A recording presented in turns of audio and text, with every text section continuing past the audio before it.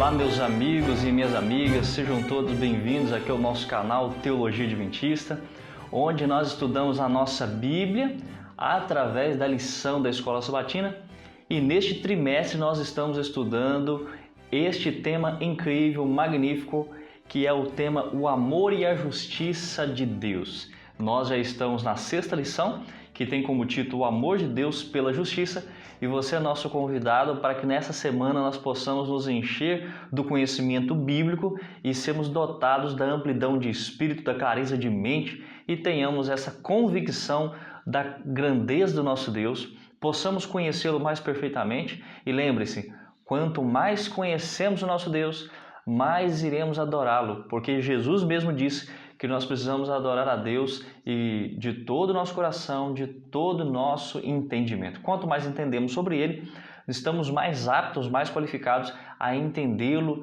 a amá-lo, a admirá-lo e querer cada dia mais ser mais parecidos com Jesus. É por isso que nos chamamos cristãos, seres que querem ser parecidos com Jesus. Isso é magnífico, isso é esplendoroso. Nós estamos estudando a nossa lição e queremos trabalhar o aspecto do amor de Deus pela justiça. E você, mais uma vez eu digo, você é muito bem-vindo, muito bem-vinda, você que é meu irmão, minha irmã, você que me acompanha de todos os lugares do Brasil e do mundo, que você possa ser ricamente abençoado e que a graça e a paz de Jesus seja multiplicada na sua vida e na vida de sua família.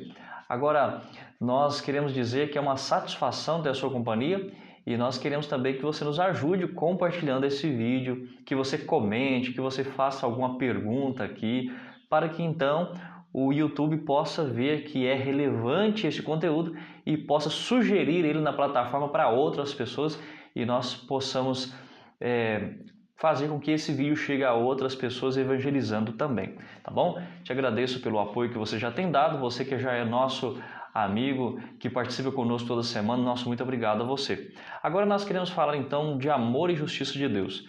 O amor de Deus pela justiça, essa lição 6 vai trazer de forma implementar, de forma a trabalhar o enfoque do tema da lição, o amor e a justiça de Deus, e aqui o amor de Deus pela justiça. A justiça, quando ela é aplicada sem o amor, ela se torna crueldade. Mas nós podemos entender que o amor também aplicado sem a justiça, ele pode se tornar a permissividade, ou seja, um incentivo a uma vida sem limites, um incentivo a uma vida sem responsabilidade, uma apologia a uma vida onde a pessoa não busca exaltar o nome de Deus, mas os próprios atos e desejos egoístas. Então, a justiça de Deus ela não é justiça fria e também não é uma justiça arbitrária. Nós já falamos isso aqui em outras semanas, mas precisamos ressaltar isso para que você entenda que a justiça e o amor são aspectos do caráter de Deus e andam de mão dadas. Então, olhem só, o seu amor, o amor de Deus não é permissivo, o amor de Deus não é um amor ingênuo, o amor de Deus é um amor de Deus que traz precisão da correlação do que é justo e do que é amorável. Por isso, o amor de Deus não é um amor sem exigências como se prega por aí. Há no mundo um amor sem exigências, né? Esse amor onde as pessoas não se preocupam se a pessoa vai praticar o que é correto ou não. E isso é um amor permissivo, não é um amor bíblico. A justiça também que existe por aí, onde as pessoas desvinculam o amor da justiça, que se torna crueldade ou opressão, também não é amor bíblico. Então, olhem só, o verdadeiro amor, ele exige justiça. E a verdadeira justiça, ela é movida pelo amor. E você precisa compreender isso plenamente, tá bom? Olhem só, eu tenho um aplicativo aqui, já estou aberto aqui na página inicial. E nós temos as lições, ó, aqui tem a lição número 6, eu vou clicar nela. E vai aparecer para nós aqui o amor de Deus pela justiça. A parte de sábado traz esse versículo, Jeremias 9:24. Mas aquele que se gloria, glorie-se nisso, em me conhecer e saber que eu sou o Senhor e faço misericórdia, juízo e justiça na terra, porque destas coisas me agrado, diz o Senhor. Olha só, você quer se gloriar em algo? Não se glorie em ter algo, mas se glorie em ser alguém especial. Ou melhor, se glorie em conhecer e saber quem é Deus. E quando você entenderá quem é Deus? Quando você entender que Ele é misericórdia, ou seja, Ele faz misericórdia, Ele é amor, mas Ele também faz juízo com justiça na terra, porque Ele se agrada de juízo e justiça e de misericórdia. É isso que diz a palavra de Deus. No Antigo Oriente Próximo, os deuses das nações não apenas eram inconstantes, imorais e imprevisíveis, mas também ordenavam atrocidades como sacrifícios de crianças. Mesmo assim, os adoradores pagãos, eles não podiam contar com o favor deles e por isso não ousavam contrariar as suas divindades tribais. Olha só que interessante, a lição ressaltou aqui essa questão de deuses que precisam ser apaziguados por rituais. A ira daquele Deus está precisando ser apaziguada por nós, porque senão virá ruína sobre nossas plantações, virão pragas sobre os nossos filhos, trarão maus circunstâncias para nós. Então nós precisamos levar sacrifício diante desses deuses e nós precisamos então apaziguar a sua ira. Olha, esse é o contexto dos deuses pagãos. E o que é interessante aqui, que eles são retratados como tiranos, como caprichosos, como imprevisíveis. Eu notei na minha lição aqui, como rígidos por interesses egoístas, sem compromisso nenhum com a justiça, né? E os adoradores, eles temem a esses deuses e apaziguam a ira através de sacrifício. Agora, o que é diferente do Deus do cristianismo? O Deus do cristianismo, ele não exige de nós sacrifícios, ele não pede esses sacrifícios humanos, sacrifícios de animais, ele exige de nós apenas resposta ao seu amor. Pelo contrário, em vez de exigir sacrifício, ele que se sacrifica por mim e por você, como fez Jesus na cruz do Calvário. E isso é bonito. As formas de culto a esses deuses pagãos eram propícias à exploração, deixando o povo em profundas trevas espirituais e morais. Há um contraste aqui com o Deus verdadeiro, né? Com o Deus da Bíblia que nós seguimos, porque o Deus que nós seguimos e que nós amamos, que nós estamos estudando aqui a palavra dele, ele se preocupa profundamente com o que o mal faz na terra, ele se preocupa com o sofrimento, com a injustiça, com as realidades que são inapropriadas e negativas. Ele quer nos dar o bem e causar o bem para nós. Tudo que ele faz é em propósito de nos trazer o bem. Agora você precisa entender uma coisa. A justiça de Deus, ela tem um propósito. Não é um propósito apenas punitivo, né? Deus ele pune as pessoas. Não. A justiça de Deus não é meramente punitiva, mas ela é redentiva, redentora, transformativa. Deus ele atua com a sua justiça, com a sua disciplina, para que nós possamos ser redimidos, restaurados, não é mesmo? E isso é incrível, uma maneira excepcional de ver a Deus. Quando nós vamos aqui para a parte de domingo, amor e justiça, vamos trabalhar um pouquinho mais esse tema aqui, tá bom? Então, olha só, o amor verdadeiro, ele busca corrigir e ele busca também restaurar. Não é aquela repreensão apenas de uma forma bruta e cruel, opressora, mas o amor de Deus, ele busca corrigir e restaurar essa pessoa.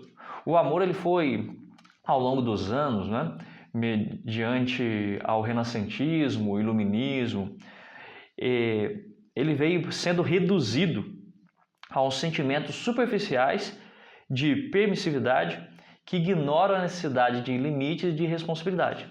Então muitas pessoas olham às vezes para o amor dessa forma e olham de forma torta também para o amor, para a justiça, né? Aqui fala assim no final desse primeiro parágrafo aí, né? O meio do primeiro parágrafo, não estamos acostumados a pensar nesses dois conceitos juntos, ou seja, amor e justiça. Mas isso ocorre apenas porque tanto o amor quanto a justiça foram grandemente distorcidos pela humanidade. Nós hoje temos uma visão distorcida do que é justiça e do que é amor. Por isso a Bíblia está aqui trazendo para nós aspectos claros para que você possa ter sua mente totalmente desenvolvida e ampliada no conceito do que é amor para Deus e do que é justiça para Deus. Aqui diz assim, leia Salmos 33, verso 5, esses outros textos também da Bíblia, como esses textos demonstram o compromisso de Deus com a justiça. Olhem só, vamos ler. Salmo 33, verso 5, temos o texto aí na NVI, que diz assim: Ele ama a justiça e a retidão. A terra está cheia da bondade do Senhor. Isaías 61, verso 8, que diz: Porque eu, o Senhor, amo a justiça e odeio o roubo e toda maldade. Em minha fidelidade os recompensarei com eles e com eles farei uma aliança eterna. Então nós notamos aqui, retratando esses dois aspectos de Deus, o amor e a justiça. Mas quem se gloriar, glorie-se nisto, em compreender-me e conhecer, o texto que nós lemos no início, né? Pois eu sou o Senhor e ajo com lealdade, com justiça e com retidão sobre a terra, pois é dessas coisas que me agrado. É o texto do verso para memorizar. Salmos 85, verso 10, o amor e a fidelidade se encontraram, a justiça e a paz se beijaram. Salmos 89, 14, a retidão e a justiça são os alicerces do seu trono, o amor e a fidelidade vão à tua frente. Então, o que nós entendemos com esses textos, o que esses textos demonstram sobre o compromisso de Deus com a justiça de Deus? Deus ele sempre age com justiça porque isso faz parte do que ele é. É a expressão exata do seu caráter e do seu ser. Sua justiça não é fria, não é distante, mas está sempre equilibrada com amor e misericórdia, mostrando que ele faz o que é certo e bom em todas as situações. Ao decorrer dos anos, as pessoas começaram a retratar Deus como um Deus punitivo, um Deus bravo e irado, como um supervisor, não é? Como aquele que analisa a vida de todo mundo com uma prancheta em mãos, para poder colocar ali todos os seus pecados, seus erros e trazer a punição para você. Errou, olha aqui o que ele fez, olha, esqueceu de estudar a lição da escola sabatina, olha aqui, olha, ele brigou com a sua irmã, olha só o que ele fez, gente, ele falou mal do vizinho. Peraí, vou anotar tudo aqui e no final do mês eu vou dar essa punição, essa e essa para ele. Que bom, eu vou poder punir esses seres aqui. Não é isso, não, Deus ele não pode ser tratado assim de forma alguma. Deus ele é amoroso e ele não quer o mal de forma nenhuma para você e para mim, porque ele sabe que o mal causa dano para nós. Sofrimento, tristeza, angústia, e isso vai contra o caráter dele. E porque ele não é assim, ele não quer que o ser humano que foi feito à imagem e semelhança dele também não seja assim, não colha as consequências deste mal, dessa desobediência, dessa ignorância, tá? Então, Deus ele sempre age com justiça. Ele ama a justiça, na verdade, né? Nós podemos ver essas ideias que são inseparáveis na Bíblia. Agora, aqui embaixo diz assim na nossa lição: consequentemente, em toda a Bíblia, aqueles que eram fiéis a Deus aguardavam ansiosamente pelo juízo, o juízo divino, como um evento extremamente positivo. Por quê? Porque traria punição contra os malfeitores e opressores, e ao mesmo tempo em que proporcionaria justiça e liberdade ou libertação para as vítimas da injustiça e da opressão. Então perceba que o texto está dizendo que antigamente as pessoas tinham uma percepção correta da justiça de Deus e eles ansiavam, esperavam ansiosamente pelo momento que Deus ia atuar com justiça. Por quê? Porque nesse momento Deus traria punição para os malfeitores e traria justiça e libertação para aquelas que eram vítimas da injustiça e da opressão. Então, olhem só, a justiça ela é bom, ela é boa e é importante. Aqui eu quero fazer uma analogia, uma ilustração clara para que você entenda uma coisa. Quando você trafega pelo trânsito, o que significa o sinal vermelho? Pastor, mas essa é uma pergunta muito clara, muito fácil. O sinal vermelho significa pare. Será que significa apenas pare? É apenas essa ideia que o sinal vermelho passa para você? Olha, o sinal vermelho ele passa várias ideias para nós. Por exemplo, o pare significa, aguarde um pouco, com paciência, para que todos nós possamos transitar livremente pela via em segurança. E isso que significa o sinal vermelho. Todos possam transitar em segurança. Agora, como nós poderíamos agir pelo amor? Porque nós escrevemos aqui, né? O verdadeiro amor exige justiça. Na verdade, a lição trouxe essa frase. E a verdadeira justiça é movida pelo amor. Como eu sei que o sinal vermelho significa pare, eu deveria parar porque eu deveria pensar assim: olha, tem uma pessoa que está vindo do lado contrário nesse cruzamento e eu, por amor a ele, preciso esperar com paciência para que ele passe. Eu preciso dar a vez para ele, eu preciso ser humilde, eu preciso ser educado e ele vai passar. Então, por amor a ele, para não causar um acidente, um transtorno, não haja desordem aqui nas vias de tráfego, eu vou parar e esperar. Agora, como você e eu muitas vezes não fazemos isso movidos pelo amor, nós precisamos muitas vezes fazer isso de forma a fazer pela justiça, né? Eu preciso, pela justiça, sendo paciente, cumprindo a minha parte, eu vou salvar vidas. Com isso, eu vou evitar desordem e tragédia no trajeto. Agora, muitas vezes eu paro, não é por causa do amor ou por causa que eu tenho consciência disso. Eu, às vezes, paro por causa do medo da punição, né? Você também. E não é uma resposta ao amor, nem à justiça, nem ao amor pelo outro, mas é uma resposta ao medo de ser punido, de ter uma multa, de ser preso. Então, se você não age pelo amor, se você não é movido pela empatia, pelo raciocínio lógico, então você vai agir pelo medo da multa, pelo medo da punição, pelo medo da prisão. Então, o verdadeiro amor precisa exigir justiça e a verdadeira justiça é movida pelo amor. Os dois precisam andar conectados e juntos. Deixa eu ver se tem mais alguma coisa aqui na parte de domingo que nós podemos comentar. Eu gosto muito desse texto de Miqueias 6, verso 8. Aí está na tela para que você leia comigo. Ó. Ele mostrou a você, ó homem, o que é bom e o que o Senhor exige. O Senhor exige alguma coisa de nós? Sim. E o que ele exige? Pratique a justiça. O que é justiça de acordo com Deuteronômio 6, 25? Nós já lemos aqui várias vezes, você pode abrir sua Bíblia aí, diz que nós demonstramos justiça quando praticamos a vontade de Deus e obedecemos os seus mandamentos. Então justiça significa obediência, é o contrário de pecado, significa transgressão da lei. Então pratique a justiça, obedeça, ame a fidelidade, seja fiel a Deus porque Deus é fiel e ande humildemente com seu Deus.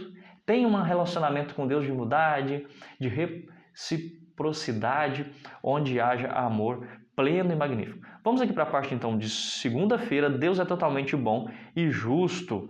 Deus é totalmente bom e justo. Nós vamos logo para a pergunta 2, que fala assim: leia Deuteronômio 32, verso 4, Salmo 92, 15, o que essas passagens ensinam sobre a fidelidade e a justiça de Deus. Vamos ver então aqui sobre essa fidelidade. Deuteronômio diz assim: ele é a rocha e as suas obras são perfeitas e todos os seus caminhos são justos. Quando falamos de rocha, a rocha tem essa ideia de firmeza, de eternidade, né? De algo fixo que não se move. Deus é fiel e não comete erros. Justo e reto ele é. Então guarde bem esse texto aqui na sua mente, quando nós vamos estudar na parte de quarta e quinta-feira sobre Deus muda, Deus se arrepende, nós vamos lembrar desse texto aqui. Ele é rocha, suas obras são perfeitas, tudo que ele faz é perfeito. Ele não comete erros, Deus não cometeu nunca nenhum erro e nunca cometerá. Ele é justo e reto. Agora Salmo 92, verso 15. Para proclamar que o Senhor é justo, ele é minha rocha, nele não há injustiça. Então, o que esses textos ensinam sobre a fidelidade e justiça de Deus? Eu respondi assim, ó. Essas passagens ensinam que Deus é perfeitamente fiel e justo em tudo o que faz. Ele é chamado de rocha, indicando firmeza e imutabilidade, e todas as suas obras são perfeitas, sem erro ou injustiça. Deus é digno de total confiança, pois nunca falha em agir com retidão e com verdade. Então, eu posso, em algum momento, aplicar uma disciplina sobre o meu filho estando errado. Eu posso, em algum momento, agir com erros na minha igreja. Eu posso fazer a leitura sobre alguma situação e fazer uma leitura equivocada. É normal, eu posso errar. Mas Deus nunca erra. Tudo que Ele faz, Ele sabe o que está fazendo. Agora, mesmo sabendo que nós vamos errar, Deus ele age com fidelidade, porque ele não pode negar a si mesmo. Se você e eu somos infiéis, ele não nos trata com infidelidade. Ele está sendo fiel comigo e eu vou ser infiel para com ele também. Não, Deus não age assim e nós vamos ver isso no decorrer aqui do nosso estudo. Ele sabe o que é melhor para todos, deseja o melhor para todos de forma contínua e que os resultados sejam mais positivos possíveis. E aí na pergunta 3, leia o Salmo 9, 7, e versículo 8 e 145, verso 9 e 17, o que esses versículos nos ensinam sobre Deus? Nós vamos ler aqui alguns textos. O Senhor reina para sempre, estabeleceu seu trono para julgar. Ele mesmo julga o mundo com justiça, governa os povos com retidão.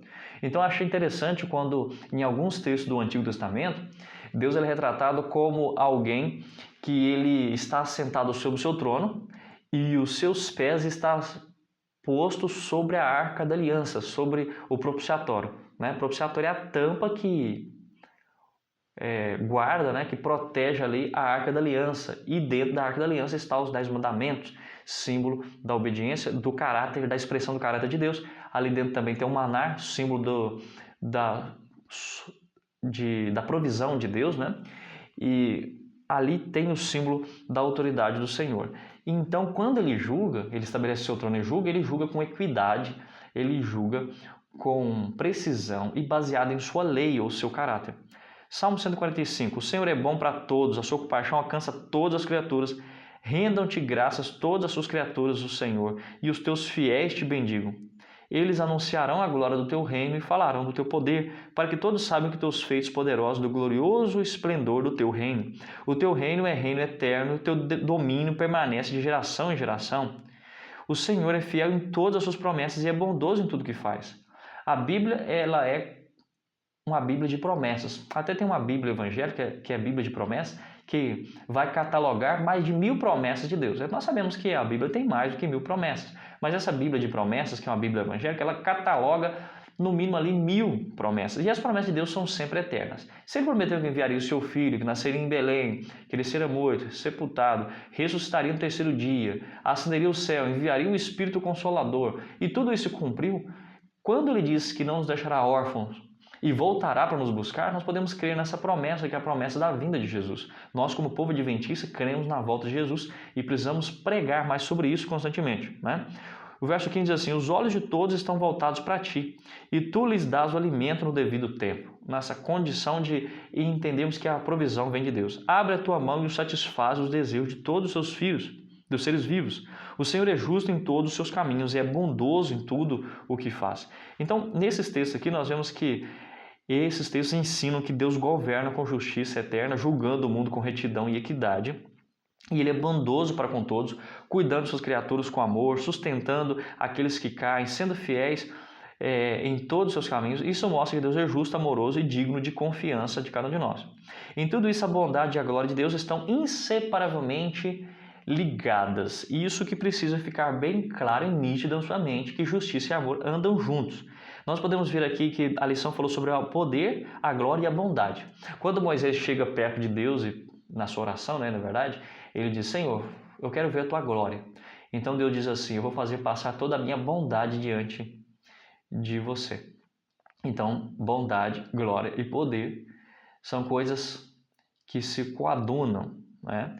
E embora muitos idolatrem o poder de Deus, ele exerce esse poder de uma maneira justa, de uma maneira amorosa para o nosso bem. Por que Deus é tão bom e permite que exista o mal? Não, essa constante pergunta, que é um questionamento do mundo inteiro, e ela sempre volta, né? Por que existe o mal? Olha, aqui eu coloquei assim: Deus permite o mal porque deu ao ser humano o livre-arbítrio, ou seja, a liberdade de escolher entre o bem e o mal foi dada ao ser humano.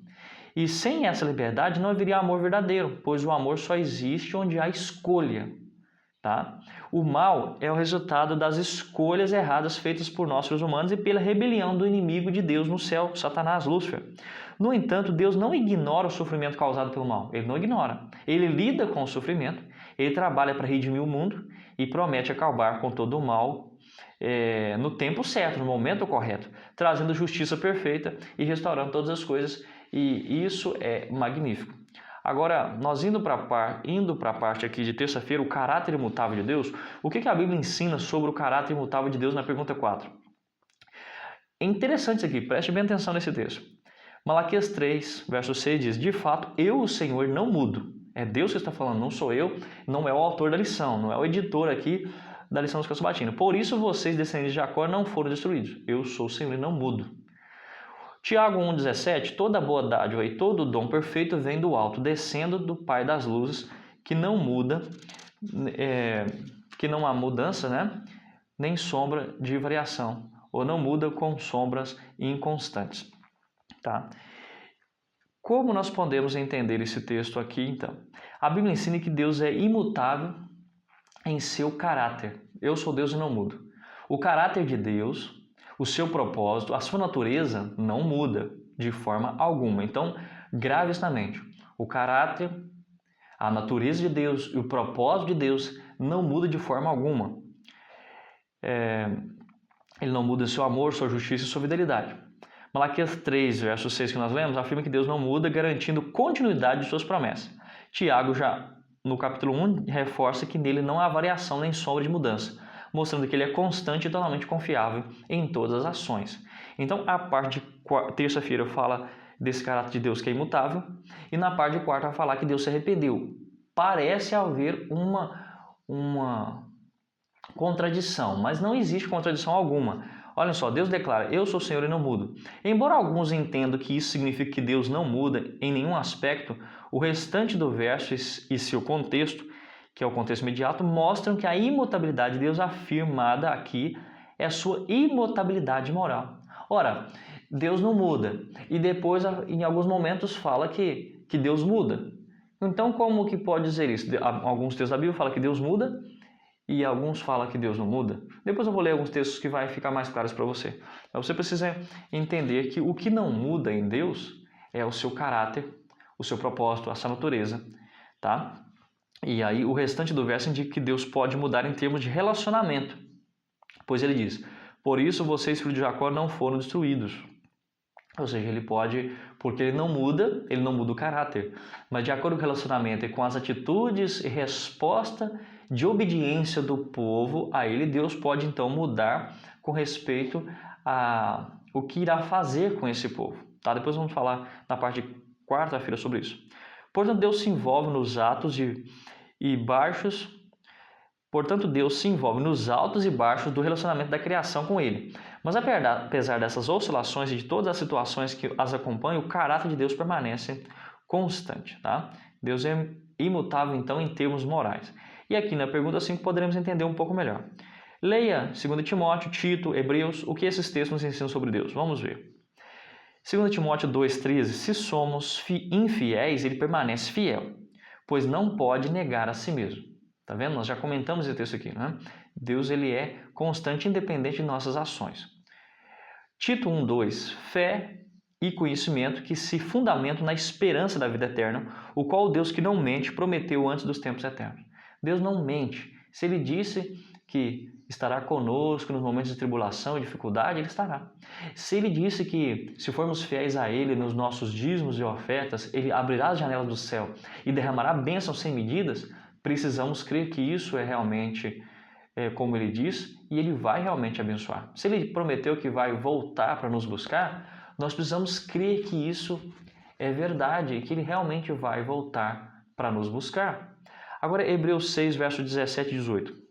Querendo mostrar de forma bem clara a natureza imutável do seu propósito para com os herdeiros da promessa, Deus o confirmou com juramento, para que por meio de duas coisas imutáveis nas quais é impossível que Deus minta, sejamos firmemente encorajados. Nós que nos refugiamos nele para tomar posse da esperança a nós proposta. Então, olha só, de forma clara, de forma precisa, Deus é imutável em seu propósito e ele fez uma promessa e ele não voltará atrás com isso. Esses textos ensinam que Deus é absolutamente fiel e confiável. Mesmo quando nós somos infiéis, ele permanece fiel, pois não pode negar seu próprio caráter. Ele não pode negar a si mesmo, né? Ele não mente e suas promessas são seguras e imutáveis. Além disso, a sua palavra e propósitos são firmes, oferecendo uma esperança que é inabalável para aqueles que confiam nele. Deus é um alicerce seguro em quem podemos confiar plenamente. Deus não pode negar a si mesmo. Ele nunca mente e não pode quebrar suas promessas, né? Hebreus 13, verso 8 fala que Jesus Cristo é o mesmo ontem, hoje e para sempre. Esses textos aqui mostram que Deus é imutável em seu caráter, porque ele não vai mudar o seu caráter. Ele não é hoje amoroso e amanhã passa a ser cruel. Não. Ele não é hoje aquele que planeja algo e depois fala assim, nossa, fiz tudo errado, planejei isso aqui errado, não foi bom, eu vou mudar isso aqui, atrapalhar isso aqui, fazer de outra forma. Pastor, mas no entanto a Bíblia não fala que Deus se arrepende? Quarta-feira, um Deus que se arrepende? por acaso Deus pode se arrepender? Então, vamos ver alguns textos aqui na Bíblia que falam sobre o arrependimento de Deus. Você pode abrir sua Bíblia. Esse aqui eu não vou lançar na tela. É para que você possa pegar a sua Bíblia e ler comigo, tá? Olha só, Gênesis capítulo 6, o verso que nós vamos ler. Algumas traduções foram traduzidas como Deus se arrependeu e outros traduziram como Deus ficou triste, Deus lamentou. Então, nós vamos comentar isso aqui. 6 versos 6. Vamos ler o verso 5. O Senhor viu que a maldade das pessoas havia se multiplicado na terra e que todo desígnio do coração delas era continuamente mal. O contexto é a corrupção degenerada que o ser humano tem antes do dilúvio, e Deus resolve destruir o mundo com água. Então o verso 6 fala: então o Senhor se arrependeu de haver feito o homem. Algumas traduções dizem assim. Eu estou lendo aqui agora na minha tradução Nova Almeida Atualizada, que ela é mais moderna e mais fiel ao texto original, e diz assim: então o Senhor ficou triste por haver feito o homem na terra, e isso lhe pesou o coração. Então a palavra aqui, original, tem esse sentido de tristeza, de pesar o coração, de Deus falar assim: puxa, fiz o ser humano e ele se corrompeu, olha só que coisa terrível, né? Eu fico extremamente triste, o coração pesaroso por isso. Mas eu quero trazer uma solução e vou restaurar a humanidade através de uma outra família, que é de Noé. Está entendendo aqui? Então, vamos agora para 1 Samuel 15, verso 11. Pegue sua Bíblia. Procure comigo os textos aí. 1 Samuel 15, verso 11, que diz assim. Aqui é o contexto de que Deus, algumas Bíblias vai falar que Deus se arrependeu de ter constituído Saul como rei. Eu me arrependo de haver constituído Saul como rei.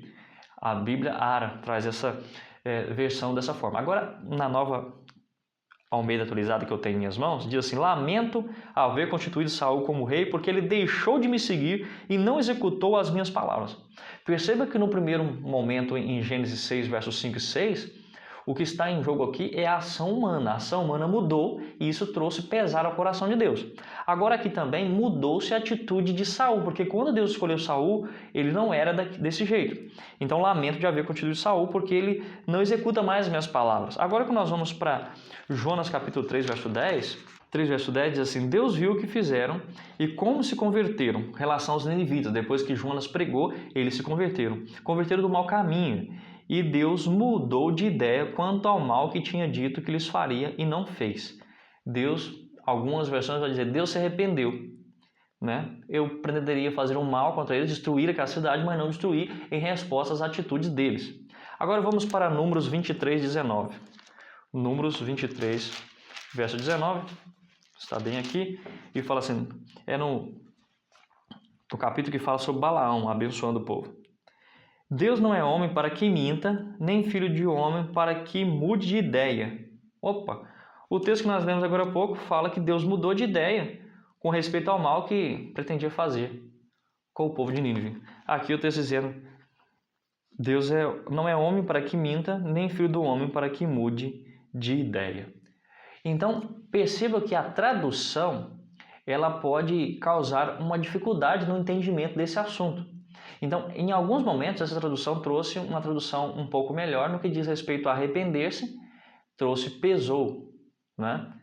Coração sentiu o pesar no coração, uma tristeza, lamentou-se.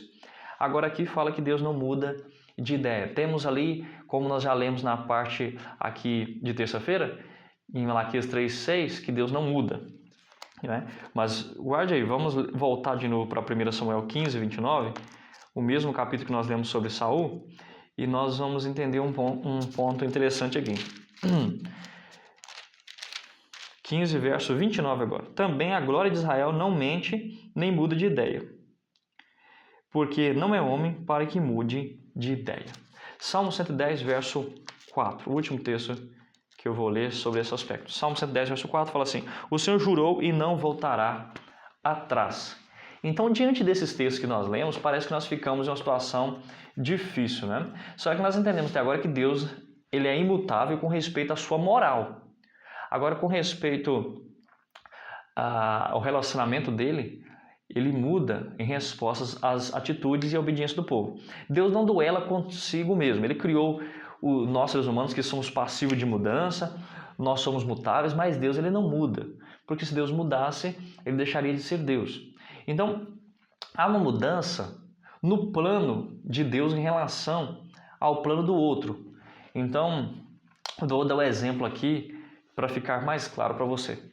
O pai chega para o filho e fala assim: meu filho, você não está cumprindo suas tarefas de casa, você está mal na escola, você tirou notas ruins e por causa disso eu vou tirar o seu celular. Você me dá aqui, olha, eu não vou mais permitir que você tenha celular, porque você não está estudando da maneira correta e você não está tirando boas notas, você está correndo o risco de ser reprovado da escola, você não vai ter mais celular.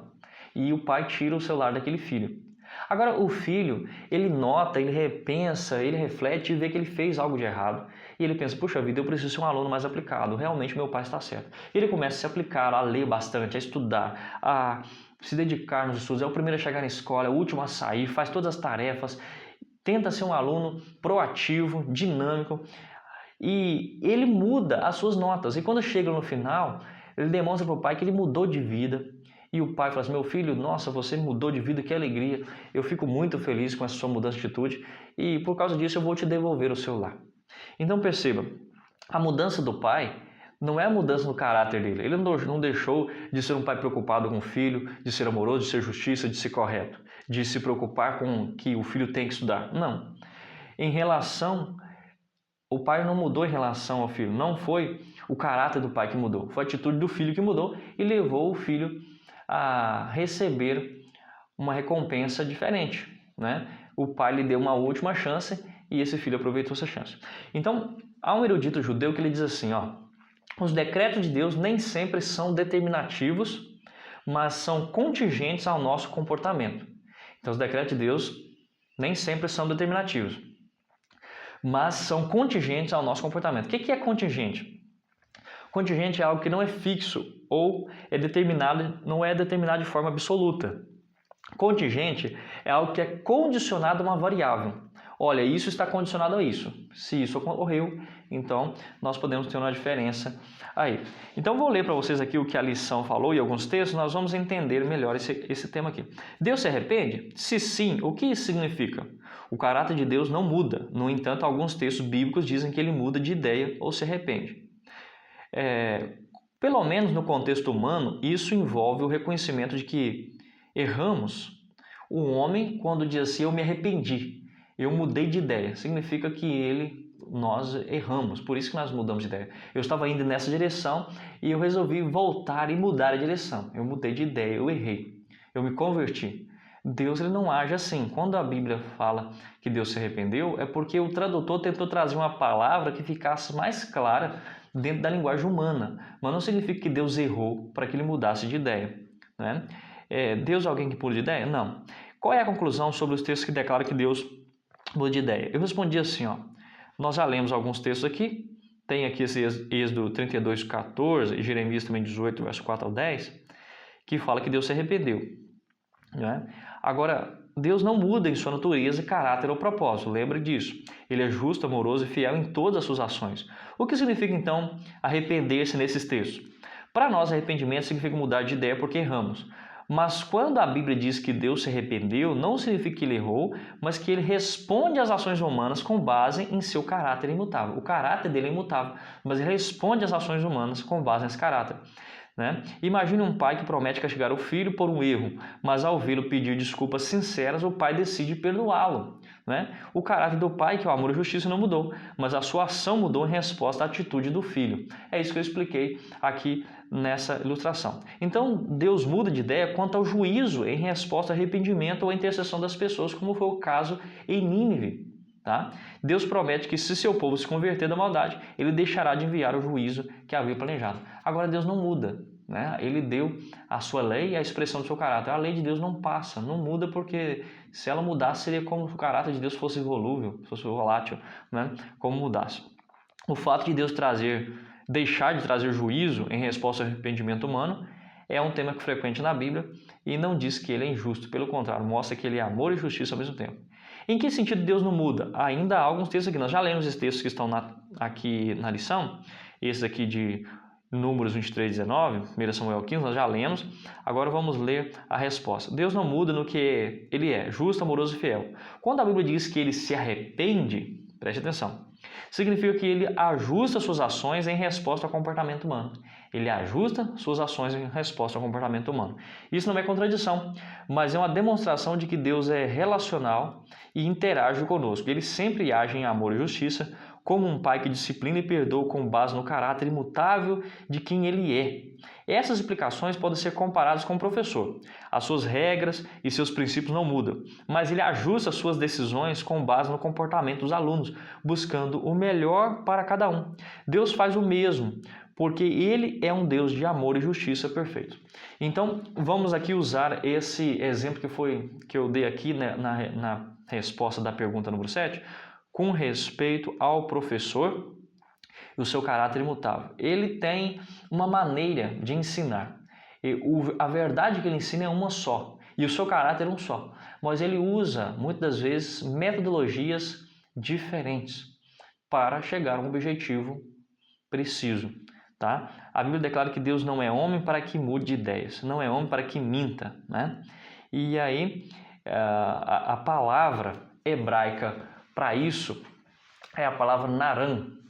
A palavra naram significa que Deus ficou totalmente triste, magoado. Ele lamentou por causa do estilo de vida que Saul passou a seguir. Ele ficou triste, extremamente magoado ao ver que os antediluvianos se corrompiam diante de tantas bênçãos que ele dava. Né? Então essa profunda tristeza, é a palavra naram, ela significa Deus consolou a si mesmo.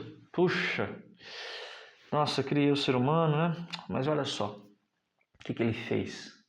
Como ele está se comportando? É isso que os tradutores muitas vezes traduzem como se arrependeu, mas não é um arrependeu-se como o humano, tá?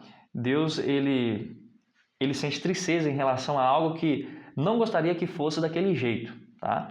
Então, pelo contrário, Deus cumpre as suas promessas e, embora possa voltar atrás diante do arrependimento humano, ele sempre faz isso de acordo com a sua bondade, né? E a sua palavra. Deus muda de ideia sobre juízo em resposta ao arrependimento, porque seu caráter é bom e amoroso. E ainda aqui, na pergunta, na parte então aqui de quarta-feira, quando os escritores bíblicos relatam que Deus muda de ideia, nessa pergunta aqui no rodapé, o que eles querem dizer então? É um complemento ainda mais daquilo que nós falamos. O que isso nos diz sobre a constância do caráter de Deus, visto que ele se envolve em relacionamentos autênticos de troca genuína que causam impacto nele? Para que a sua resposta fique mais clara, ainda tem aqui. Quando os escritores bíblicos dizem que Deus muda de ideia, estão destacando a interação dinâmica de Deus com a humanidade. Isso reflete que ele é relacional, responde às relações humanas, às escolhas humanas, como a oração, o arrependimento ou a desobediência. Porém, essa mudança não significa que Deus altera o seu caráter e seus planos eternos. Pelo contrário, demonstra sua misericórdia, sua justiça, seu amor constante que moldam suas ações. Vamos à parte agora de quinta-feira. Apegue-se ao amor e à justiça. As Escrituras ensinam que o Senhor é Deus.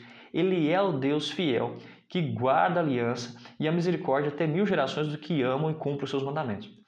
Nós não podemos dizer que Deus existe, porque a palavra existe, que vem do latim, significa extrair, extrair.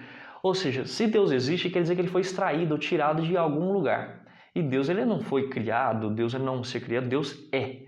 Então Deus é e sempre existirá. A palavra diz que o Senhor é aquele que é, aquele que era, aquele que é e aquele que há de vir. Né? E diz que ele ama a sua aliança, ele guarda essa aliança que ele fez com o ser humano e ele faz misericórdia até 1000 gerações daqueles que guardam os mandamentos.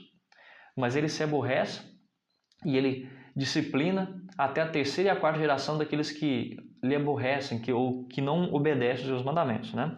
O seu caráter de bondade e amor foi demonstrado de forma suprema por Jesus na cruz. Jesus não nos trata de acordo com o nosso agir, né? Porque nós temos aqui Mateus 5, 43 e 48, que fala assim: vocês ouviram o que foi dito. Jesus está pregando o Sermão do Monte, e ele fala: vocês ouviram o que foi dito pelos antigos, ou seja, por Moisés, na antiga aliança. Eu digo agora sobre a nova aliança. Vocês ouviram o que foi dito na antiga aliança: ame o seu próximo e odeie o seu inimigo, não foi? Agora eu digo na nova aliança: amem os seus inimigos e orem por aqueles que os perseguem, para que vocês venham a ser filhos de seu Pai que está nos céus, porque Ele faz raiar o sol sobre maus e bons e derrama chuva sobre os justos e injustos. Olha, vocês precisam ser como o Pai de vocês, que é Deus. E Deus, Ele ama tanto os justos como os injustos. Ele derrama chuva e dá o sol tanto para os bons como para os ímpios. Agora o verso 46. Se vocês amarem aqueles que os amam, que recompensa vocês receberão? Até os publicanos fazem isso. E se saudarem apenas os seus irmãos, o que estarão fazendo demais? Até os pagãos fazem isso. Portanto, sejam perfeitos como perfeito é o vosso Pai Celestial, ou o Pai Celestial de vocês. Então, você e eu não podemos cumprimentar somente aquelas pessoas que nos cumprimentam, que gostam de nós. Precisamos cumprimentar a todos. Precisamos tratar com justiça a todos. Tem pessoas que falam assim, eu vou ser bondoso porque esse aí é irmão de igreja, mas aquele ali que não é irmão de igreja, que trata todo mundo mal, eu não vou ser bondoso com ele não, viu? Eu não vou tratar ele com justiça porque ele é mau, né? Ele não é da família da fé. Mas o texto diz que nós precisamos fazer o bem para todos e tratar o bem a todos. Por quê? Sejam perfeitos, como perfeito é o vosso Pai que está nos céus. Constantemente a Bíblia vai ressaltar que nós precisamos ter um caráter puro, como o caráter de nosso Deus, que precisamos buscar a perfeição de caráter, precisamos buscar sermos pessoas mais parecidas com o Senhor em tudo. E nós precisamos fazer isso por quê? Porque nós precisamos ser restaurados à imagem e semelhança do nosso autor, que é Deus. Então a pergunta aqui, como devemos agir em relação aos outros, né? O que esses textos ensinam sobre Deus e como devemos agir em relação aos outros? Eu respondi, olha, esse texto nos ensina que o amor de Deus é universal e incondicional, abrangendo tanto os bons quanto os maus, pois ele faz o sol nascer e a chuva cair sobre todos, não é mesmo? Jesus nos chama a refletir esse mesmo amor, amando não apenas aqueles que nos amam, mas também os nossos inimigos, demonstrando bondade e misericórdia sem distinção. Esse ensino desafia a lógica humana e nos convida a viver um amor que transcende interesses pessoais, revelando o caráter de Deus em nossas ações. Você e eu não podemos agir apenas em interesses pessoais. O amor de Deus é perfeito e nós precisamos expressar essa perfeição também com aqueles que nos amam ou com aqueles que não nos amam. Perceba, você e eu precisamos ser simpáticos e amorosos. Lembre-se do método de Cristo. Ele se aproximava das pessoas como quem lhes queria bem, ministrava as suas necessidades e depois então dizia, segue-me. Nós precisamos seguir o método de Cristo. Embora o amor e a misericórdia de Deus excedam grandemente todas as expectativas razoáveis, nunca anulam nem contradizem a justiça. Pelo contrário, o amor divino une a justiça e a misericórdia. Salmo 85:10, o amor e a fidelidade se encontraram, a justiça e a paz se beijaram, um texto que nós já lemos aqui hoje. No fim, o próprio Deus, ele trará justiça perfeita. Romanos 2:5 diz assim, contudo, por causa da sua teimosia e do seu coração obstinado, você está acumulando ira contra si mesmo para o dia da ira de Deus, quando se revelará o seu justo julgamento. Então nós vimos na semana passada sobre a ira. A ira de Deus vai sendo acumulada contra nós, se nós praticarmos o que é errado e não nos arrependermos, não confessarmos e não abandonarmos. E quando for o fim de todas as coisas, na fritada dos ovos, né? Como diz o mineiro, na fritada dos ovos, no momento ideal, no fim de todas as coisas, aí Deus vai recair sobre aqueles que são maus. Por fim, os redimidos cantarão, né? Grandes e admiráveis são as tuas obras. E eu vou ler esses textos aqui para vocês. Grandes e maravilhosas são as tuas obras, Senhor, Deus Todo-Poderoso. Justo e verdadeiro são os teus caminhos, Rei das nações. Quem não te temerá, ó Senhor? Quem não glorificará o teu nome? Pois tu somente és santo. Todas as nações virão à tua presença e te adorarão, pois todos os teus atos de justiça se tornarão manifestos. Então nós temos aqui o cântico dos santos na luz, redimidos, glorificados, usufruindo agora da parte da herança que foi prometida e que agora ela é real, ela é existente, e agora já estamos desfrutando. E ali os cânticos dos remidos serão esses. Senhor, o Senhor é justo, o Senhor é amoroso, o Senhor fez tudo para salvar a raça humana. Se alguém aqui não está, não foi por causa que o Senhor não quis, porque o Senhor enviou o seu Filho. O Senhor, em vez de exigir sacrifícios humanos, o Senhor deu o seu Filho como ser humano e Ele se sacrificou. Deu o seu Filho unigênito para que todo que nele crê não pereça, mas tenha a vida eterna. E por isso que são justos todos os seus atos, e nós te glorificamos, nós tememos, Senhor, que todas as nações e reis glorifiquem a Ti. Nós podemos então nos apegar a esse amor de Deus sublime e magnífico, como falou aqui nessa parte de quinta-feira, nos apegar a Ele com amor e que nossos atos também possam ser demonstrativos da sua grandeza. O amor imperfeito é aquele que expressamos apenas a quem nos ama. Você quer ter um amor perfeito? Passe a amar a todos. Peça a Jesus que lhe dote do amor dos céus, que lhe faça mais sensível, mais justo, mais pronto em perdoar, mais capaz em estender a mão amiga para todos, para que você não seja punido pelos seus próprios atos ruins, não seja disciplinado pelas suas más escolhas, né? O Senhor, Tu és o meu Deus, eu te exaltarei e louvarei o Teu nome, porque tens feito maravilhas e tens executado todos os conselhos antigos, fiéis e verdadeiros. Isaías 25, versículo 1. A palavra de Deus revela o seu caráter. Quer você ter um pouco mais do caráter de Deus? Você tem contemplado o Senhor? Pela contemplação nós somos transformados. Quanto mais você contemplar o caráter de Deus, mais você vai refletir esse caráter. Agora, quanto mais você refletir o caráter do mundo, as coisas do mundo, quanto mais você contemplar isso, mais você vai refletir isso.